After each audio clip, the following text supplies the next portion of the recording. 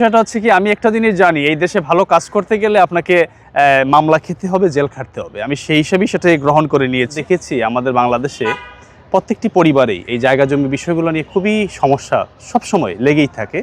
আর আমি যে কাজটি করছি, আমি গত 5 বছর পরে আমার একটি চেষ্টা ছিল যে আসলে পারিবারিক মামলাগুলো কমানো। এই জায়গা জমি নিয়ে একটি বিষয় নিয়ে প্রায় 10-20 বছর ধরে মামলা চলমান থাকে এবং মামলা চলতে চলতে প্রত্যেকটি পরিবার নিঃস্ব হয়ে যায়।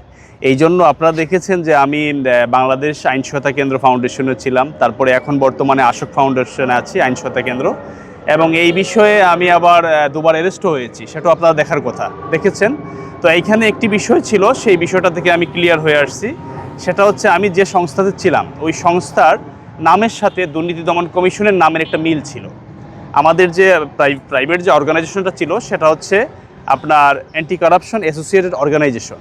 আর যেহেতু আমাদের একটি সরকারি প্রতিষ্ঠান আছে অ্যান্টি কারাপশন কমিশন, এটার সাথে একটি নামের সাংঘর্ষিক হয়ে যায় সেই জায়গা থেকে। এবং আমরা যে কোটিটি ব্যবহার করেছিলাম সেটার সাথে আসলে মানুষ বুঝে ওঠা খুব কঠিন হয়ে গিয়েছিল যে আমরা কি দুদক নাকি আমরা অন্য কোনো প্রাইভেট সংস্থা।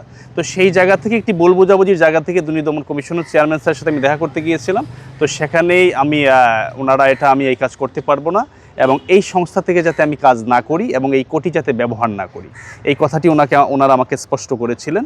তো আমি ওনাদেরকে কথা দিয়েছিলাম এবং ওনারা বলেছিলেন যে আপনার কাজ ভালো, আপনি বিগত দিনের কাজগুলো ভালো লেগেছে, কিন্তু আপনি এই যে সংস্থা থেকে কাজ করছেন বা এই কোটি ব্যবহার করছেন, সেটা আমাদের জন্য সমস্যা হয়ে যাচ্ছে। তো আমি বলেছিলাম যে আমি এই সংস্থা ছেড়ে দিব এবং কোটি ব্যবহারটাও ছেড়ে দিব। তো আমি এটা ছেড়ে দিয়েছি, এই সংস্থা ছেড়ে এখন আমি আশোক ফাউন্ডেশনে কাজ করছি। আর আসলে আমি আপনাদের কাছে এটাই বলবো যে আপনারা দেখেছেন হয়তো যে এই কাজ করতে গিয়ে আমি অনেক ঘাত প্রতিঘাত প্রতিকূলতা থাকে, যেহেতু জায়গা জমির বিষয়গুলো খুবই চ্যালেঞ্জিং একটা বিষয়। তো আমি কাজ চালিয়ে যাচ্ছি, অদূর ভবিষ্যতেও চালিয়ে যাব। আর সবচেয়ে বড় বিষয় হচ্ছে, আমি সাংবাদিক ভাইদেরকে বলবো আপনাদেরকে যে আপনারা বস্তুনিষ্ঠ সংবাদটা প্রচার করার চেষ্টা করবেন অদূর ভবিষ্যতে, বা এখনও করছেন, কিন্তু আপনাদের মধ্যেও কিছু কিছু প্রত্যেকটি জায়গায় ভুলভ্রান্তি থাকে। কিছু হয়তো মানুষ আছে যে কোনো ধরনের ভুল নিউজের জন্য অনেক ধরনের অপপ্রচার তৈরি হয়, সেটা থেকে বেরিয়ে আসবেন। আর আমি সাধারণ মানুষ হিসাবে, সাধারণ একজন মানবাধিকার কর্মী হিসেবে আমার চেষ্টা অব্যাহত থাকবে। বাধা প্রতিনিয়তই বাধা আসে। এর কারণ হচ্ছে আপনি যখনই আপনি ন্যায়ের অধিকার প্রতিষ্ঠিত করতে যাবেন, তখন এখানে একটা পক্ষ চলে আসে, একটা দলীয় প্রভাব পড়ে।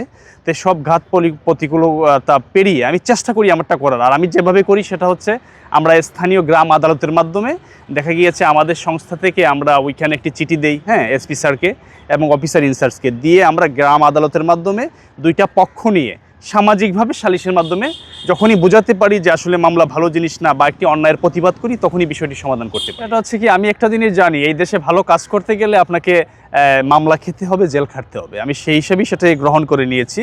এবং আপনারা দেখেছেন কি না, আমি কিন্তু নিজে লাইভ দিয়ে আমি গিয়েছিলাম।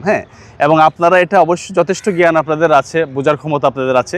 একটা মানুষ যদি দুর্নীতিগ্রস্ত হয় বা দুর্নীতি করেই থাকে, সে অবশ্যই কখনোই সে যাবে না, যাওয়ার মতো সাহস রাখবে না।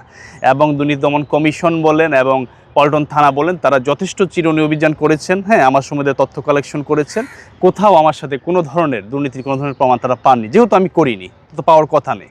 এবং এইখানে আপনার মামলার বলতে এই খবরের কাগজে নিউজে বলা হয়েছিল যে আমি কয়েকশো কোটি টাকা আত্মসাৎ করেছি।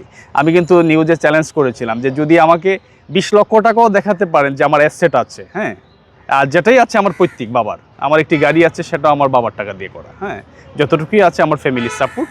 তো ইনশাল্লাহ অনেক তদন্তের পরে আমি ভালো বোধ করছি। আর এই মামলার যে বিষয়টা আপনি বললেন যে দুদকের এটা কীভাবে নিচ্ছি, এটা আমি নিচ্ছি ভাই, এদেশে ভালো কাজ করতে গেলে আপনাকে সমস্যার মুখোমুখি হতে হবে। তারপরও আমি আমার কাজ চালিয়ে যাব। আর আমি কোর্টের প্রতি শ্রদ্ধাশীল। সুষ্ঠু তদন্তের মাধ্যমে অবশ্যই আমি ন্যায় বিচার পাবো এবং একটা সময় এটা বাংলাদেশের মানুষের কাছে এটা প্রকাশিত হবে যে আমি আসলে দোষী ছিলাম কি